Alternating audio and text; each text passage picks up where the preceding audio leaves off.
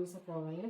Yang pertama kalau terkait dengan peraturan sekolah, kami itu ada istilahnya mengundang wali murid di tahun ajaran baru bersama dengan kepala dinas, baru camat, stakeholder yang ada di sekolah. Baru setelah kami undang, baru mereka buat satu kesepakatan yang tertulis. Itu apa peraturan sekolah yang harus dijalankan anaknya. Jadi kalau misalnya anak mereka atau peserta didik melanggar aturan itu konsekuensinya jelas ada di situ. Tapi agak unik sebenarnya karena mereka bilang seperti ini. Orang tua bilang kalau sekali melanggar aturan, panggil orang tua, 2 kali panggil orang tua, 3 kali orang tua gotong royong. Nah, baru yang keempat kali baru siswa boleh dikeluarkan atas kesepakatan bersama, dikatakan seperti itu. Baru kalau misalnya ada bentrok antara saya dengan guru atau antara guru dengan guru, selama ini kalau antara guru dengan guru belum ada sih, karena kami prinsipnya seperti ini, membuat satu rapat di setiap awal bulan itu. Apapun ide, apapun unek-unek di hati terkait masalah di kelas atau refleksi yang tidak menyenangkan dari saya ke guru, itu diungkapkan di rapat, tidak boleh di luar rapat.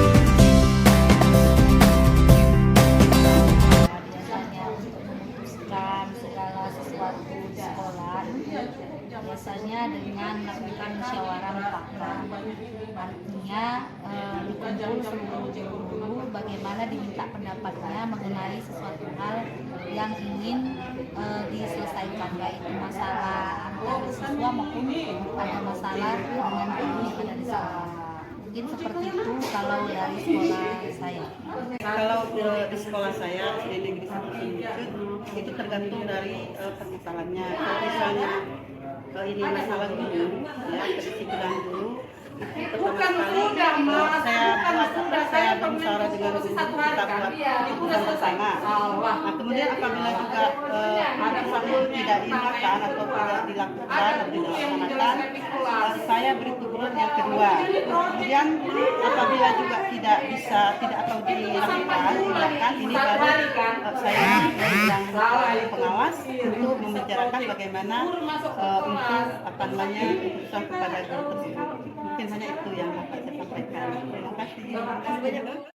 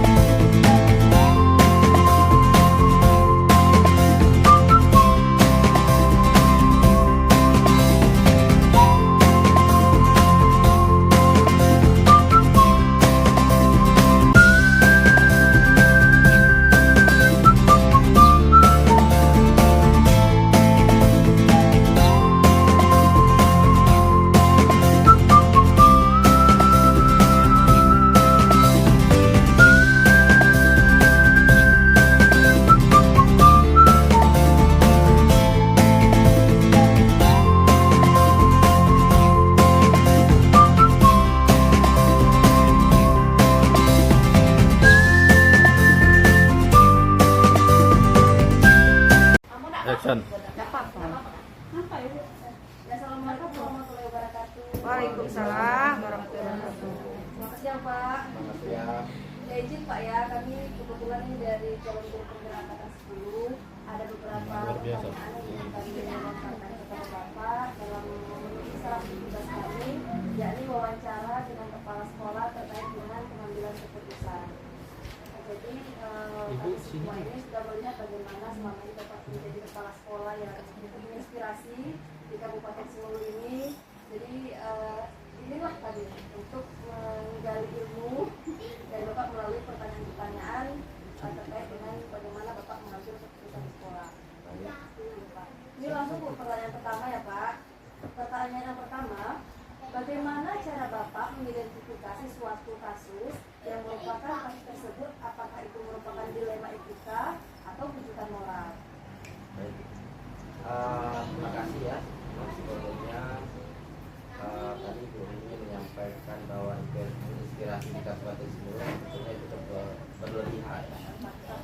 Kenapa? Karena sampai sekarang saya belum pernah memperoleh prestasi sebagai kepala sekolah berprestasi. Selalu KO, ya, selalu kalah, akhirnya tidak menginspirasi. Jadi tadi pertanyaannya terkait dengan identifikasi terkait dengan pengambilan keputusan yang berkaitan dengan etika moral ya, atau rujukan moral yang artinya di sini ada dua kepentingan ya. Pertama, kita dihadapkan pada kepentingan sekolah. Yang kedua, kita juga dihadapkan pada kepentingan pribadi, gitu ya, kalau asumsi saya. Jadi dua hal tersebut memang sebetulnya itu bukan hanya pada kepala sekolah. Pada semua pemimpin pasti pernah mengalami hal yang sama. Jadi kalau saya identifikasi, salah satu cara saya mengidentifikasi itu adalah dengan melihat satu keputusan, ya, satu keputusan yang dimana keputusan itu berhadapan dengan kepentingan pribadi para guru, termasuk mungkin kepentingan saya secara pribadi. Misal, ya, sering kita katakan bahwa kedisiplinan itu adalah sebuah bagian dari aturan. Tetapi pada realitanya kedisiplinan itu sering bertentangan dengan kepentingan pribadi kita. Contoh, aturan menyatakan bahwa kita hadir ke sekolah minimal paling lambat pukul 8 pas. Tetapi pada kepentingan pribadi banyak hal yang membatasi kita tidak bisa tepat waktu pukul 8. Jadi disinilah pentingnya mengidentifikasi hal-hal apa yang menurut saya selaku kepala sekolah bisa menjadi sebuah keputusan yang bisa diterima oleh seluruh dewan guru. Bagaimana kira-kira bisa dipahami? Pak, ya Pak, jadi terkait dengan jawaban Bapak tadi, bahwasannya Bapak akan menjauh dari kepentingan pribadi, juga kepentingan sekolah, dan keputusan itu kalau bisa diterima oleh semua guru. Nah, kelanjutannya bagaimana Bapak mengambil keputusan di sekolah jika kasus tersebut ada dua kepentingan yang sama-sama benar, dan dua kepentingan itu sama-sama mengandung nilai kewajiban, kita bertentangan. Ya, baik. Nah, apa yang Bapak lakukan sebagai kepala sekolah? Baik. Terima kasih untuk pertanyaan. Satu sisi dilema, yang kedua menjebak. Sebetulnya saya secara pribadi mungkin termasuk orang yang berintegritas, di mana pemikiran, hati dengan perkataan dan perbuatan itu harus sinkron. Artinya saya berpegang pada profesionalisme di sini. Saya tidak, ketika sudah berkaitan dengan profesionalisme, maka saya tidak memandang apakah itu kepentingan pribadi atau bukan. Walaupun dalam hal implementasinya dua-duanya itu benar. Contoh, aturan menyatakan bahwa apabila guru tidak hadir tepat waktu, maka guru tersebut dinyatakan terlambat. Itu aturan, ya kan? Tetapi di sisi lain, guru tersebut terlambat karena dia ada kepentingan pribadi yang juga benar. Itu kan dua hal yang benar. Maka saya tetap berpegang pada aturan bahwa guru tersebut dinyatakan tetap terlambat. Jadi prinsip saya dalam pengambilan keputusan, satu berkaitan dengan aturan, satu dengan kebajikan, maka utamakan dulu sesuai dengan regulasi yang berlaku. Biasa ya. Pak, langkah selanjutnya, apabila ada suatu keputusan yang memang itu menyangkut kepentingan sekolah lah, bisa dikatakan seperti itu, langkah-langkah atau prosedur apa yang biasanya dilakukan? Kalau menyangkut dengan kepentingan sekolah, singkat saja saya jawab, saya akan melakukan pengambilan keputusan berdasarkan musyawarah mufakat bersama seluruh dewan guru. Itu dasarnya. Dan selanjutnya, menurut Bapak, hal-hal apa saja yang selama ini Bapak anggap efektif dalam mengambil keputusan seperti kasus-kasus dilema etika ini, Pak? Jadi seperti tadi ada dilema tadi, langkah-langkah yang Bapak anggap efektif untuk mengambil keputusan yang menurut Bapak itu seperti apa? Baik. Nah, keputusan itu kan otomatis nggak langsung serta-merta, pasti ada latar belakang, ya kan? Nah, sebelum kita melakukan keputusan dilema tadi, maka seluruh guru harus diberikan pemahaman tentang aturan. Itu dulu utamanya. Artinya, aturan ini bukan berarti mengikat, tetapi menjadikan kita agar tepat sesuai dengan agar kita menjadi seseorang yang berintegritas, punya kemauan, tetapi sesuai dengan aturan. Jadi langkah pertama itu mensosialisasikan semua aturan yang kita pahami kepada seluruh dewan guru, termasuk si penyampai, yaitu saya sendiri. Setelah dilakukan sosialisasi, diberikan pemahaman, baru kita tumbuhkan keyakinan kepada semua kita bahwa tugas kita adalah bagian dari kehidupan. Kita tidak dalam pekerjaan itu bukanlah sebuah hanya menyelesaikan sebuah tugas, tetapi menjadi sebuah panggilan jiwa, panggilan hidup. Sehingga ketika kita berhadapan dengan kepentingan pribadi, kita akan dapat memilah mana yang memang merupakan kemaslahatan orang lain, mana yang bukan. Terima kasih, Pak. Pertanyaan selanjutnya, ketika Bapak mengambil keputusan itu sebenarnya kan tidak mudah, Pak. Ada banyak muncul tantangan, kritikan, dan serasi. Hal apa saja yang selama ini merupakan tantangan Bapak dalam pengambilan keputusan pada kasus dilema etika? Yang paling mempengaruhi dalam pengambilan keputusan itu adalah ego, ya, rasa ego pribadi. Contoh, ketika kita mengadakan suatu kegiatan tersebut berdasarkan aturan dan juga berdasarkan kepentingan pribadi. Nah, pada kegiatan tersebut otomatis ada beberapa orang yang terlibat, ya kan? Nah, guru-guru yang terlibat ini ada yang merasa diri lebih baik dari teman yang lainnya. Tumbuhnya ego ini adalah dasar pertama ketika pimpinan menganggap bahwa seseorang itu lebih baik pada orang lain. Makanya di sini prinsip saya untuk menekan ego setiap orang adalah memberikan penghargaan sama. Artinya kesetaraan. Tidak ada yang lebih baik, tidak ada yang lebih buruk. Tetapi semua kembali kepada kinerja masing-masing. Keputusan tetap di tangan pimpinan, tetapi tetap berdasarkan pada aturan dan menghindari dari rasa ego yang berlebih. Pertanyaan selanjutnya, ini tantangan Bapak ini adalah ego, ya Pak ya. Nah, kemudian pertanyaan selanjutnya, apakah Bapak memiliki jadwal tertentu ketika misalnya menghadapi satu dilema etika? Apakah Bapak langsung menyelesaikannya pada saat itu waktu tersebut atau mempunyai suatu jadwal untuk menyelesaikannya. Bentuk atau prosedur seperti apa yang dilakukan? Untuk pengambilan untuk mengatasi masalah seperti itu disesuaikan dengan keadaan. Ada posisi yang memang harus segera diselesaikan, ada juga posisi yang disesuaikan dengan keadaan.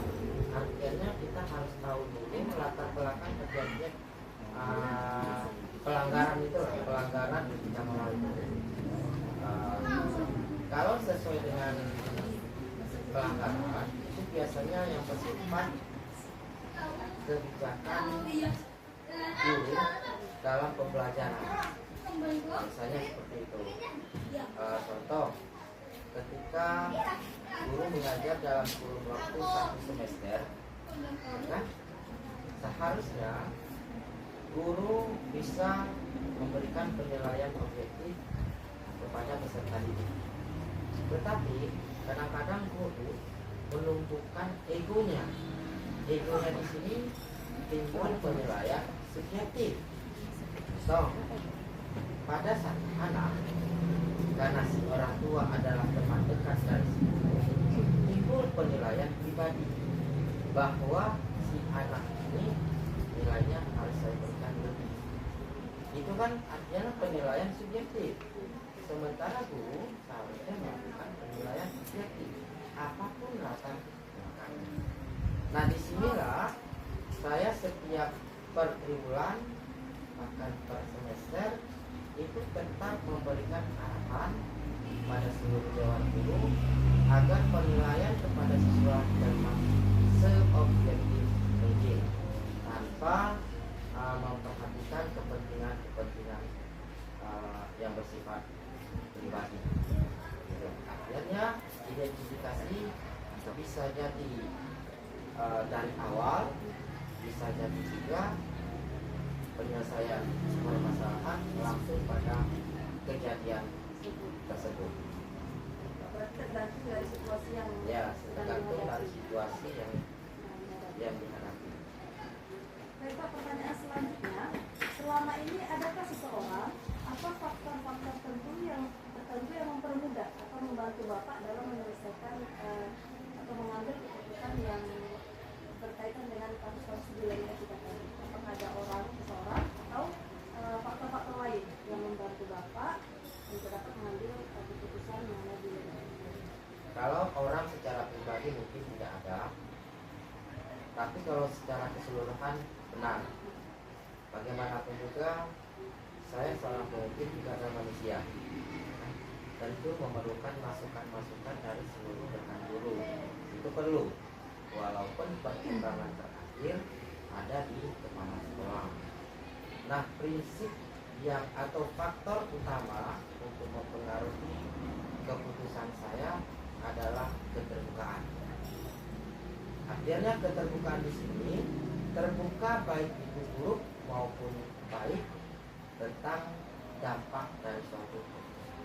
Sehingga ketika diputuskan, semua guru akan menerima dengan senang hati, walaupun mungkin berat ya di sana.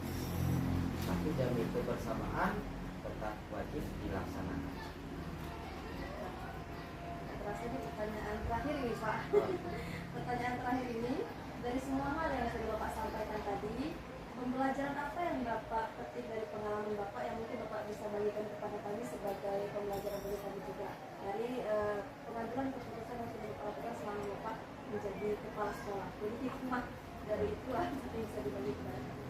Nah, kalau pembelajaran dari semua yang saya jalani, saya sebagai kepala sekolah definitif itu sudah memasuki tahun ke-6. Sebetulnya banyak hal yang perlu kita petik hikmahnya. Yang pertama, secara struktur